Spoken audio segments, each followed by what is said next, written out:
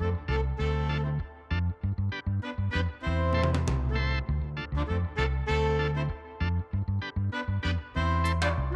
எல்லாருக்கும் வணக்கம். Welcome to Mila's media. இந்த வீடியோல இன்னைக்கு நாம பார்க்க போற ரெசிபி ரவா கேக்.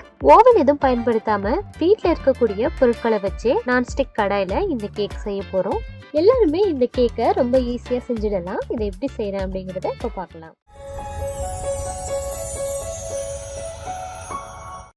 2 கப் எடுத்து வச்சிருக்கேன். இது 250 ml பிடிக்கக்கூடிய 1 கப் அப்படின்னு சொல்லுவோம். அடுத்ததா இது ஹாஃப் கப், அதாவது 125 ml பிடிக்கக்கூடியது. இந்த 2 கப்பால தான் இப்ப நம்ம இன்கிரிடியன்ஸ் எல்லாமே மெஷர் பண்ண போறோம்.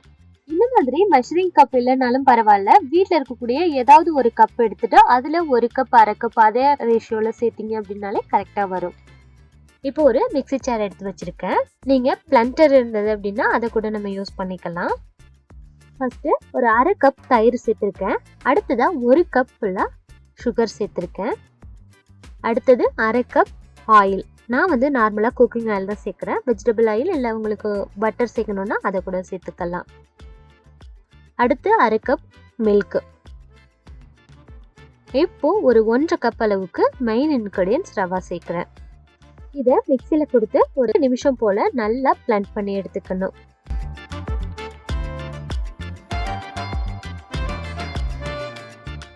இதை இப்போ ஒரு மிக்சிங் பவுல்ல மாத்திக்கிறேன். இது கூட ஒரு ஹாஃப் கப் அளவுக்கு மைதா சேர்க்கிறேன், ஆல் பர்பஸ் ஃப்ளோர். அடுத்ததா ஹாஃப் கப் அளவுக்கு கொக்கோ பவுடர், சாக்லேட் பவுடர் சேர்க்கிறேன். இது ஆப்ஷனல் தான். இது இல்லை அப்படின்னா நம்ம ஒயிட்டா கூட செய்யலாம். இந்த கன்சிஸ்டன்சில இருக்கணும். இது ஒரு 20 நிமிஷத்துக்கு அப்படியே ஊற வச்சிடலாம். இப்போ 20 நிமிஷம் ஆயிடுச்சு. அந்த மைதா எல்லாமே கொஞ்சம் தண்ணி எல்லாம் அப்சர்வ் பண்ணிட்டு கொஞ்சம் டைட் ஆயிடுச்சு. அடுத்ததா இப்போ இன்னொரு அரை கப் அளவுக்கு பால் சேர்க்கிறேன். 1 டீஸ்பூன் அளவுக்கு பேக்கிங் பவுடர், 1/2 டீஸ்பூன் அளவுக்கு பேக்கிங் சோடா. இதையும் நல்லா மிக்ஸ் பண்ணிக்கலாம். இப்போ நமக்கு நல்ல ஒரு கன்சிஸ்டன்சி வந்துடும்.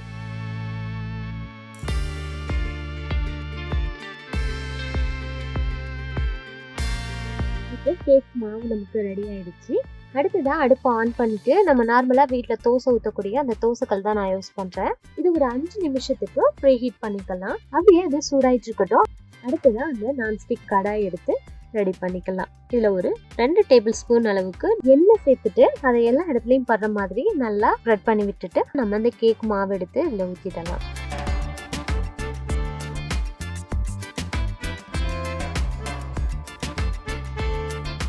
தோசைக்கல்லும் நல்லா சூடாயிடுச்சு. இப்போ இந்த கடாயை அது மேல வச்சிடலாம். இப்போ இந்த கேக்கு மேல கார்னிஷிங்காக நான் டூட்டி ஃப்ரூட்டி சேர்க்கிறேன். நீங்க நட்ஸ் இல்ல சாக்லேட் சிப்ஸ் இந்த மாதிரி எது வேணாலும் சேர்த்துக்கலாம்.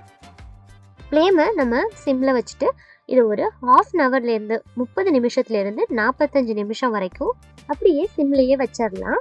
ஒரு 30 மினிட்ஸ்க்கு அப்புறம் உங்களுக்கு அந்த வாசம் நல்லா வந்துச்சு அப்படின்னா நீங்க ஓபன் பண்ணி இந்த மாதிரி ஸ்டிக்கால குத்தி பார்த்தீங்க அப்படின்னா ஒட்டாம வரும். அப்போ நம்ம அடுப்புல இருந்து கேக்கை இறக்கிடலாம்.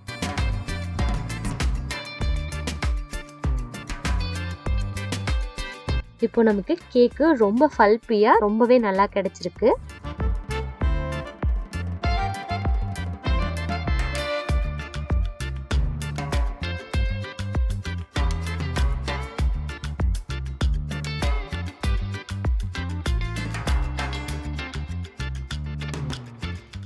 கேக் ரொம்ப டேஸ்டா இருக்கும். சாக்லேட்லாம் சேர்க்கறதுனால இது ஒரு சாக்லேட் கேக் அந்த மாதிரி தான் இருக்கும். ரவால செஞ்ச மாதிரி எல்லாம் தெரியாது.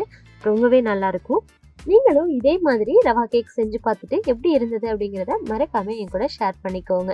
வீடியோ பிடிச்சிருந்தா ஒரு லைக் கொடுத்துருங்க. கூடவே மிலாஸ் மீடியா சேனல்ல இன்னும் இது போல நிறைய வீடியோக்கள் இருக்கு பாருங்க. பிடிச்சிருந்தா மிலாஸ் மீடியா சேனலை சப்ஸ்கிரைப் பண்ணி வச்சுக்கோங்க. நன்றி.